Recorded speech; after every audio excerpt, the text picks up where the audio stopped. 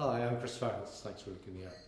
I'm a business consultant, coach and mentor, and I like to work with owner-managed businesses where trust, professionalism, service excellence and a high and repeat loyal customer base are must-haves. In the 15 years or so that I've been doing this work, I found that there are three chasms that businesses have to cross.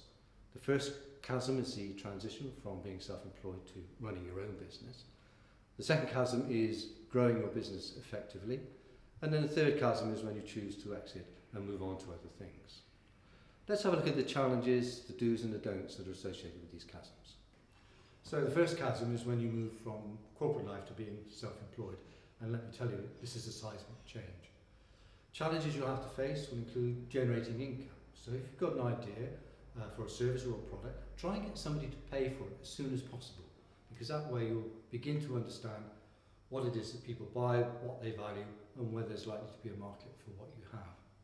Don't imagine that having made that sell, the money is miraculously going to turn up in your bank account like your corporate salary on the 29th of every month. You're going to have to chase that money in all probability, so you need to be really, really focused on managing your cash flow. The second challenge is understanding how to use your time well. A lot of people tell me that they didn't realise how much has to be done and how little time there is when they start to run their own business. So keep a diary and understand how you are spending your time, and make sure it has a direct relationship between the performance and success of your business. Don't waste time, make time doing the right things well. Being busy is not enough. You need to be doing things, as I say, that contribute to the overall success of your business.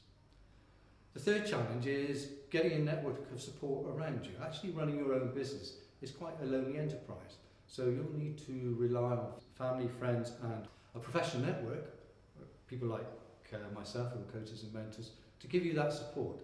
Don't imagine you'll know everything. You won't. So don't be too proud to reach out and get support. There's plenty out there and people are more than willing to give it. If you have time, do have a look at Stephen Covey's book on the 7 habits of highly effective people. So now for the second challenge. You've established your business, you've been going, say, for 2 or 3 years, and let me tell you that you've done really well, because 2 out of 3 businesses fell within the first 2 to 3 years. So you now want to generate profitable growth, and a lot of companies find that as they grow their turnover, their profit actually goes down, and that's because they are probably carrying a lot of customers in their customer base where the returns one way or another are not worth having. So as you build your turnover, make sure you do it profitably, and have a look at delisting some of those customers who are destroyers of value. There is a saying that turnover is vanity, profit is sanity. The second challenge will be building your team. You'll want to get now some people around you who will help you grow the business and become a more properly structured business. Recruiting, you probably had some experience with this, is quite a tiresome process and fraught with danger. So do take time, be clear about what you want people to do for you and slot them in. Look at flexible employment contracts so that you can let them go, or they can go of their own accord if there's not a good fit. Remember that a badly recruited employee can have a really toxic effect on your business.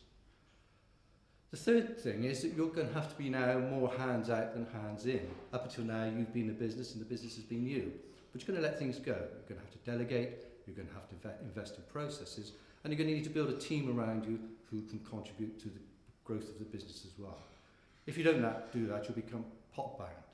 So do keep an eye on the key performance indicators, but do give people space in which to do their own thing. So for the third chasm, you're thinking now about exiting the business. You've achieved your goals, you've achieved your dream, you want a better work-life balance, you want to perhaps do something different. People who run businesses do get bored and like a change of scenery. The first challenge you're going to have is finding out what the value of your business is.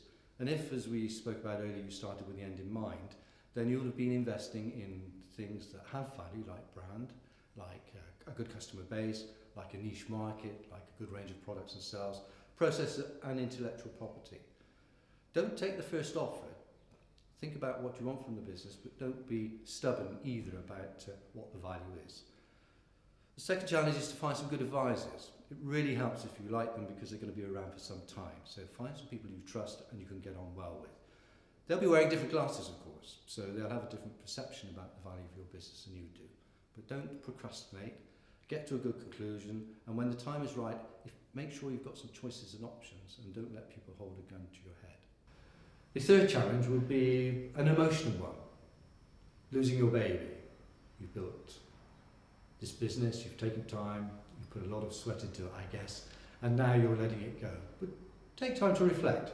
Think about what's gone well, what hasn't gone so well, what parts of it you've really enjoyed, because you might want to take them forward into your next chapter. Talk to your friends and family. They're usually good observers of what makes you happy, what makes you tick.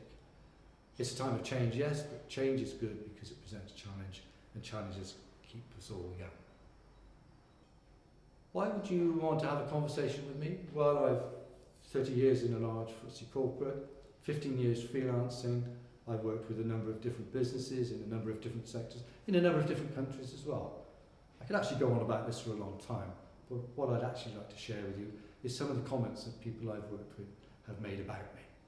So I'll let you read these at your own speed, because I know you can read quicker than I can talk anyway.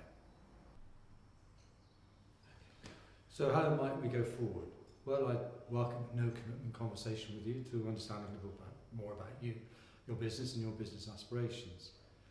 Typically then, if we build sufficient trust and rapport, I'd come in and do a diagnostic on your business and get to understand a little more about the levers of performance, where the leakages might be and how we might address them. From this report, we then develop an action plan going forward, and I more than welcome the opportunity, because this is where I get my fun, to work with you and help you implement and improve your business in the way that we've diagnosed. If you'd like to know more, then I welcome a conversation, and my contact details will follow. Thanks for your time, and I look forward to talking to you. Bye.